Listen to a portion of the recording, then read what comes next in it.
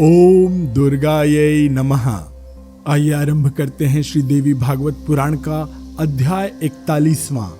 इसमें हम सुनेंगे श्री राम का ब्रह्मा जी से विजय प्राप्ति का उपाय पूछना और ब्रह्मा जी द्वारा उन्हें जगदम्बा की उपासना करने का परामर्श देना। श्री महादेव जी बोले, इस प्रकार युद्ध में पराजित राक्षसों के स्वामी रावण ने युद्ध करने के लिए महाबली कुंभकर्ण को जगाया। 5 करोड़ लाख राक्षस योद्धाओं के साथ कठिनता से जीता जाने वाला वह कुंभकर्ण युद्ध के लिए तैयार हो गया। महामते, इस समय सभी देवता भयभीत हो गए। तब सभी लोकों के स्वामी महाबुद्धिमान अविनाशी पुराण पुरुष प्रभु भगवान श्री राम ने सभी देवताओं के साथ मंत्रणा के लिए आए हुए ब्रह्मा जी को देखकर उनकी पूजा कर इस प्रकार कहा। श्री राम जी बोले, युद्ध दुर्मद रावण आदि प्रमुख पराक्रमी तथा महाबली वीर राक्षसों को युद्ध में मैं कैसे जीतूं, यह मुझे बताएं। सूर्यश्रेष्ठ, मुझे बड़ा भय लग रहा है। रावण के जगत संहारक उस पराक्रम को जिस प्रकार हमने अनेक बार अनुभव किया है, वैसा वीर तीनों लोकों में कोई नहीं है, ऐसा मैं मानता हूं। इस समय ऐसा सुना जाता है कि महाबली पराक्रमी तथा राक्षसों में श्रेष्ठ उसका भाई कुंभकर्ण युद्ध में आएगा। वह 5 करोड़ लाख राक्षस योद्धाओं से युक्त होकर अपने भाई की सहायता करने के लिए मेरे साथ युद्ध करेगा। मैं विभीषण के मुख से उसके पराक्रम की बात सुनकर भयभीत हो रहा हूं। इस समय वैसा उपाय बताइए जिससे इन वीरों को युद्ध क्षेत्र में जीत सकूं। श्री महादेव जी बोले, भगवान श्री राम के इस प्रकार कहने पर लोक पितामह ब्रह्मा जी ने सबके सामने सांत्वना देते हुए श्री राम जी से कहा। ब्रह्मा जी बोले, राजेंद्र, कमलापते, जगन्नाथ, आप सब कुछ जानते हैं, फिर भी युद्ध में विजयी होने के लिए आप जो पूछ रहे हैं उसे सुने। आपको तीनों लोकों की माता ब्रह्म स्वरूपा सनातनी भगवती कात्यायनी की उपासना करनी चाहिए। वे महान भय का निवारण करने वाली हैं तथा स्वयं अपराजित रहते हुए सभी लोगों को विजय देने वाली हैं। महाबाहो, संकट से उबारने वाली उन भगवती दुर्गा की प्रार्थना कीजिए। शत्रुसूदन, बिना उनकी प्रसन्नता के महाबलशाली रावण आदि राक्षसों को आप युद्ध में जीतने में समर्थ नहीं हो सकते। जिनके नाम का स्मरण करते हुए भगवान शंकर भयानक हलाहल विष पीकर भी मृत्यु को जीतकर इस संसार में मृत्युंजय के नाम से विख्यात हुए। रघुश्रेष्ठ, महामते, उन भगवती को प्रसन्न कर आप लंका को जीतिए। देव, वे दुष्ट संहारिणी हैं और उनकी सभा भी विजय प्रदान करने वाली है। आप इस समय संसार की रक्षा के लिए और युद्ध में विजय पाने के लिए अवश्य ही उनका स्मरण और पूजन कीजिए। प्रभो, राक्षस राज रावण की भगवती चंडिका में पराभक्ति है। उन देवी की कृपा के बिना उसको युद्ध में जीतने में कौन समर्थ हो सकता है। महामते, देवाधिदेव भगवान शंकर और मेरे सामने उन्होंने भी आप महात्मा के लिए ऐसा ही कहा था। मधुसूदन, आप तो स्वयं सब कुछ जानते हैं, फिर भी आपने विजय हेतु जो पूछा है उसे आपके लिए कहूंगा। इस प्रकार ब्रह्म रामचंद्र मंत्र वर्णन नामक 41वां अध्याय यहाँ पर पूर्ण हुआ। आइए आरंभ करते हैं देवी भागवत पुराण का अध्याय 42वां। इसमें हम सुनेंगे ब्रह्मा जी का श्री राम को कृष्ण पक्ष में ही देवी की पूजा करने का आदेश देना तथा स्वयं के चतुर्मुख होने का पूर्व प्रसंग सुनाना। ब्रह्मा, विष्णु और शिव द्वारा देवी की स्तुति। श्री महादेव जी बोले, तब भगवान ब्रह्मा जी ने महात्मा श्री राम से संक्षेप में पूर्व वृत्तांत को कहना प्रारंभ किया। श्री ब्रह्मा जी बोले, भगवान विष्णु, इस दुष्ट के वध के लिए जब मैंने आपसे प्रार्थना की थी कि प्रभु आप मनुष्य रूप में अवतार लें, तब आप इसकी रक्षा में भगवती जगदम्बा को स्थित जानकर उनकी प्रार्थना करने के लिए स्वयं कैलाश पर्वत पर आए थे। मैं और भगवान शंकर भी आपके प्रति अनुग्रह के कारण इसी के वध के लिए वहां एक साथ आ गए।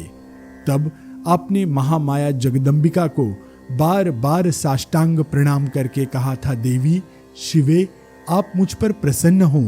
मैं सभी देवताओं तथा विशेष रूप से ब्रह्मा के द्वारा प्रार्थना करने पर रावण के वध के लिए मनुष्य रूप में अवतार ले रहा हूं। आप में उसकी दृढ़ भक्ति है, इसलिए आप उसे नित्य वरदान देती हैं। तो फिर उस महाबली को मैं युद्ध में कैसे मार पाऊंगा? राम, आपने देवी से यह बात तथा अन्य जो बातें विस्तार पूर्वक बताई, उसे सुनकर जगदम्बा ने जो कहा वह मुझसे सुनिए। श्री देवी जी बोली, जब आप अपनी माया से मनुष्य रूप में अवतार लेकर लंकेश रावण से युद्ध करेंगे, तब युद्ध भूमि में आप सर्वदा मेरा स्मरण करें। इससे आपको अत्यंत भीषण बाण भी नहीं बेध पाएंगे तथा न राक्षसों के पराक्रम को देखकर आप भयभीत ही होंगे। असमय में भी मेरी वहां विधि पूर्वक पूजा करके मेरी कृपा से आप युद्ध में वीर रावण को जीत लेंगे। ब्रह्मा जी बोले, महाबाहो राम, इसीलिए आप रावण के युद्ध में जीतने की इच्छा से उन जयप्रदा भगवती का स्मरण करते हुए युद्ध कीजिए। राघव, मेरे पुत्र मुनिश्रेष्ठ वशिष्ठ आपके गुरु हैं। देवी का जो मंत्र उन्होंने आपको प्रदान किया है, महान संग्राम में उस मंत्र का स्मरण करते हुए युद्ध करके आप उस राक्षस राज रावण को बंधु बांधव सहित मार डालिए। रघुनंदन, आप उन महादेवी की पूजा के लिए प्रयत्न कीजिए, क्योंकि उनको प्रसन्न किए बिना आप किसी प्रकार विजयी नहीं होंगे। शुक्ल पक्ष के प्रारंभ हो जाने पर यदि रावण उन जगदम्बा की पूजा करेगा तो उसकी मृत्यु नहीं हो सकेगी। इसलिए रघुद्वह, आप इस असमय में भी इन राक्षसों के नाश के लिए उनकी पूजा प्रारंभ कर दीजिए। श्री महादेव जी बोले, लोकोपकारी इस समस्त बात को जानते हुए भी उनकी बात सुनकर श्री राम जी ने उन्हें उत्तर दिया। श्री राम जी बोले, वे साक्षात परात्परा जगदम्बा देवी निश्चय ही विजय प्रदान करने वाली हैं और युद्ध में जीतने की आकांक्षा वाले को अवश्य ही उनका स्मरण और पूजन करना चाहिए, किंतु देवताओं के पूजन के लिए यह उचित समय नहीं है। इस समय महादेवी त्रिदशेश्वरी शयनावस्था में हैं। पितामह, यह कृष्ण पक्ष है, शुक्ल पक्ष नहीं है। इस समय सोई हुई महादेवी की मैं कैसे पूजा करूं? ब्रह्मा जी बोले, अमंगलकारी दुरात्मा राक्षस राज रावण के वध के लिए और युद्ध में आपकी विजय के लिए मैं उन्हें जगाऊंगा। राघव, आप असमय में भी महादेवी की पूजा कर सकेंगे और युद्ध में शत्रुओं पर विजय प्राप्त करेंगे, इसके लिए आप चिंता न करें। श्री राम बोले, ब्रह्मन, आपका कल्याण हो। यह बात सत्य है कि आपके पुत्र वशिष्ठ जी मेरे गुरु हैं, आप ही उनके पिता हैं और इस संसार के पितामह भी आप ही हैं। इसलिए देव, आप भी मेरे गुरु हुए।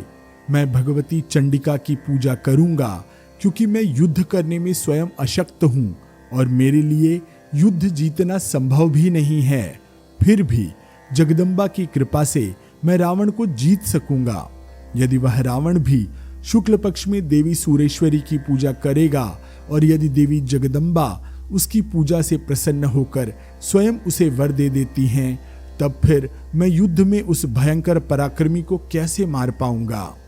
ब्रह्मा जी बोले, उन भगवती ने पूर्व में ही बतला दिया है कि युद्ध क्षेत्र में आपके हाथ से उसकी मृत्यु अवश्य होगी, इसमें कोई संदेह नहीं है। राम, आपके द्वारा पूजा करने के बाद भी यदि देवी जगदम्बा पुनः वही वर प्रदान करती हैं, तो भी युद्ध में निश्चित ही आपकी विजय होगी। जब वह पापात्मा साक्षात लक्ष्मी स्वरूपिणी पतिव्रता सीता की छाया मूर्ति को रमणेच्छा से बलपूर्वक उठा लाया, तब वे ही उस दुष्टात्मा रावण के विनाश के लिए रुष्ट होकर विपत्ति रूप में स्वयं उसके नगर में प्रवेश कर गईं। जहां धार्मिक बुद्धि है वहीं शांति है, समृद्धि है और कांति का निवास है, किंतु जहां अधर्म है वहां वे शिवा स्वयं विपत्ति के रूप में आ जाती हैं। अहंकार के वशीभूत होकर जो धर्म का उल्लंघन करता है, महामते, वे ही भगवती उसके घमंड को चूर कर देती हैं। रघुद्वह भगवती जगदम्बा ने इस विषय में मुझे जो स्वयं बताया था इतिहास सहित, उसे मैं अब कहूंगा, आप सुने। रघुत्तम, जिस प्रकार महामती भगवान महेश्वर पंचानन हैं, उसी प्रकार मैं भी पूर्व में 5 मुख वाला था। रघुनंदन, तब मैंने पूर्व काल में एक बार अहंकार के वशीभूत होकर क्रोधपूर्वक भगवान शिव से ऐसा कहा, जिसे सुनकर उन भगवान शंकर ने भयानक क्रोध करते हुए देखते ही देखते उसी क्षण मेरा 5वां सिर काट डाला। तदनंतर मैं चतुर्मुख होकर एक बार भगवान विष्णु के साथ उन सुरेश्वरी जगदम्बा को प्रणाम करने के लिए उनके नगर में गया। महामते, उसी समय भगवान महारुद्र भी उन महादुर्गा को प्रणाम करने हेतु वहीं आए। राम, इस प्रकार वहां मैं ब्रह्मा, महाविष्णु और भगवान महेश्वर तीनों देवता उन महादुर्गा के समीप एकत्र हुए। महामते, उसी समय मैंने उन त्रिदशेश्वरी को प्रणाम करके भगवान शंकर के समीप में ऐसा कहा, माताजी, आपकी कृपा से गर्वित हुए इन शिवदेव ने देवताओं की सभा में मेरा 5वां सिर पकड़कर काट डाला। सुरेश्वर वंदित जगन माता, मेरे किस अपराध से इन शिव ने मेरा सिर काट डाला? मेरे इस वचन को सुनकर सुंदर मुख कमल वाली उन जगदम्बिका ने मुझसे इस प्रकार कहा। श्री देवी जी बोली, वत्स, इसे जान लो कि कर्म ही शुभ फलों और अशुभ भोगों को देने वाला है। पद्म संभव शुभ और अशुभ कर्मों का फल देने वाली एकमात्र मैं ही स्वतंत्र हूं, अन्य कोई नहीं। जो जिस प्रकार का शुभ अथवा अशुभ कर्म करता है, उसी प्रकार उसको शुभ अथवा अशुभ फल मिलता है, अन्यथा कभी नहीं होता। मेरा कोई प्रिय अथवा अप्रिय नहीं है। अपने किए हुए कर्म का फल मनुष्य अवश्य ही भोगता है, इसमें कोई संदेह नहीं है। अपनी पुत्री संध्या को देखकर काम के वशीभूत हुए आपने रमण करने के लिए जो विचार किया, उसी से आपको यह फल प्राप्त हुआ। ब्रह्मन, भगवान शंकर का क्रोध तथा दूसरी सभी बातें भी केवल निमित्त मात्र हैं। वस्तुतः निश्चित रूप से यह उस कर्म का ही फल है। ब्रह्मन, जो भी व्यक्ति अपनी पुत्री को देखकर काम चिंतन करता है, मेरी इच्छा के कारण ही उसका सिर विच्छिन्न हो जाता है। महामते, इसीलिए मुझ अधिष्ठात्री के द्वारा ही त्रिशूल से आपका यह सिर काटा गया है। इसमें भगवान शंकर का क्या दोष है? यह निश्चित जानिए कि तीनों लोकों में धर्माधर्म विरोधियों की मैं ही एकमात्र नियंत्री हूं, अन्य कोई नहीं। ब्रह्मन, आपका 5वां मुख हव्य वाहन अर्थात अग्नि के रूप में बना दिया गया, जिसमें आहुति देने पर सभी देवता शाश्वत तृप्ति प्राप्त करते हैं। ब्रह्मा जी बोले, तब तीनों ही श्रेष्ठ देवताओं अर्थात ब्रह्मा, विष्णु और महेश ने त्रिलोक जननी को भूमि पर गिरकर प्रणाम किया और वे भक्ति पूर्वक उनका स्तवन करने लगे। ब्रह्मा, विष्णु और महेश बोले, जगन्माता, हम अर्थात ब्रह्मा, विष्णु और शंकर तीनों देवता आपके पुत्र रूप से उत्पन्न हुए हैं, फिर भी आपकी सनातन और अद्भुत महिमा को हम नहीं जानते हैं। आपकी महिमा और ऐश्वर्य आदि से अनजान हम देवगण आपके अचिंत्य रूप की स्तुति कैसे करें? महेश्वरी, आप प्रसन्न हो। शिवजी बोले, सुरेश्वरी, आपके चरण कमल की रेणु को भक्ति पूर्वक सिर पर धारण करने का मैंने प्रयत्न किया, तब उसके कितने ही कण गंगा में गिर गए, जिनसे वे गंगा जी सालोक की मुक्ति को प्रदान करने वाली बन गईं। जिन आपके चरण कमलों की रेणु की ऐसी महिमा है, उन आपका स्तवन मैं कैसे करूं? जगतधात्री, आप अपने स्वभावगत गुणों से जगत का परित्राण करें। अंबिके, आप प्रसन्न हो। देवी, आपका चरण कमल मैंने हृदय में धारण किया, उसी के प्रभाव से बलपूर्वक मृत्यु को जीतकर मैं समस्त लोकों को भय प्रदान करने वाले कालकूट विष को मक्खन की तरह पी गया। वह कालकूट आज भी मेरे गले में कांतिमय जामुन की आभा लिए शोभायमान है। सुरेश्वरी, जगतधात्री, अंबिके, आप प्रसन्न हो। विष्णु बोले, माता शिवे, आपके विग्रह से रिश्ते हुए बिंदु मात्र से उत्पन्न हुआ तथा लक्ष्मी और सरस्वती के अनुमोदन से क्षीर समुद्र में शेष शैया पर निरंतर सोया रहने वाला मैं भी आपके वास्तविक स्वरूप को न जानते हुए प्रयत्न पूर्वक आपका स्तवन करता हूँ। जगद्धात्री, आप अपने स्वाभाविक गुणों से जगत का परित्राण करें। अंबिके, आप प्रसन्न हो। शिवे, आप परात्परा सूक्ष्म प्रकृति हैं और जगत की एकमात्र कारण हैं। आपको विज्ञजन संसार की सृष्टि आदि शक्तियों से भी परे जानते हैं। आप समस्त जगत की माता हैं और हम त्रिदेव भी आपके ही पुत्र हैं। आप हम पर करुणामयी दृष्टि से कृपा करें। जगद्धात्री, जगत का परित्राण करें। अंबिके, आप प्रसन्न हो। ब्रह्मा जी बोले, मैं न आपका स्तोत्र जानता हूँ, न आपके श्रेष्ठ रूप को जानता हूँ और न ही आपके शील आदि गुणों को सम्यक और इद्दमिथम रूप से जानता हूँ। मैं तो आपके किंचित गुणगण जो वेदों द्वारा वर्णित है उन्हें ही जानता हूँ तथा दूसरे भी वही जानते हैं। उन आपके गुण गणों को करोड़ों मुखों से दीर्घ काल तक कहने में मैं समर्थ नहीं हूँ। शिवे, आप अपने स्वाभाविक सद्गुणों से जगत का परित्राण करें। जगद्धात्री, अंबिके, आप प्रसन्न हो। श्री महादेव जी बोले, रघुनंदन, इन स्तुति वचनों के द्वारा भगवती की स्तुति तथा भक्ति पूर्वक नमस्कार करके वे ब्रह्मादि तीनों देवता अपने अपने स्थान चले गए। राजेंद्र, उन्होंने स्वयं ही मेरे सामने ऐसा कहा था कि यह रावण भी दुष्टात्मा है और वे इसकी रक्षा नहीं करेंगी। रघुत्तम, मनोहर रूपिणी सीता मंदोदरी के गर्भ से उत्पन्न हुई थी। इस प्रकार वे उस रावण की क्षेत्रज्ञा पुत्री भी थीं। काम के वशीभूत होकर रमण की इच्छा वाला वह रावण लोभ पूर्वक उन्हीं सीता का अपहरण करके जब लंका ले आया तभी लंका नष्ट हो गई। धर्मनिष्ठ जनों को विजय दिलाने वाली तथा पापियों का नाश करने वाली एकमात्र वे ही अतिश्रेष्ठ भवानी भुवनेश्वरी हैं। रघुत्तम, उन भगवती की जो लोग नित्य अर्चना करते हैं उनको स्वर्लोक, मृत्युलोक तथा रसातल तीनों लोकों में कहीं कोई हानि नहीं होती। यह सत्य है, सत्य है। इसलिए शत्रुसूदन राम, आप भय त्याग कर विविध उपचारों के द्वारा युद्ध में शत्रुओं को मारने की इच्छा से विधि पूर्वक असमय में भी महादेवी जगदम्बा की पूजा कर युद्ध क्षेत्र में शत्रुओं को जीतेंगे। आप चिंता न करें।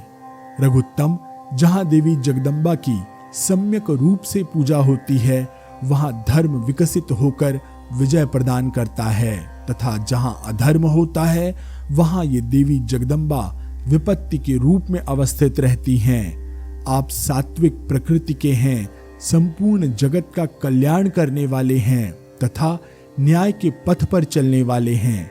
इसलिए आपकी विजय निश्चित है। उस रावण के द्वारा जो शुभ कर्म किया गया है उसका फल उसने प्राप्त कर लिया है। अब उसमें कुछ शेष नहीं बचा है। इस समय उसके कुकृत्य का फल उपस्थित हो गया है। इसलिए आपकी ही बाण वृष्टि से आहत होकर वह गिरेगा।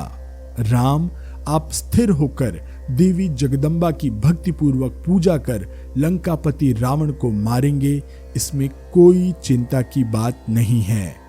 इस प्रकार श्री राम ब्रह्मा मंत्रणा नामक 42वां अध्याय यहाँ पर पूर्ण हुआ। शेष कथा अगले अंक में। मैं आशीष पी मिश्रा आपसे आज्ञा लेता हूँ। ओम दुर्गायै नमः।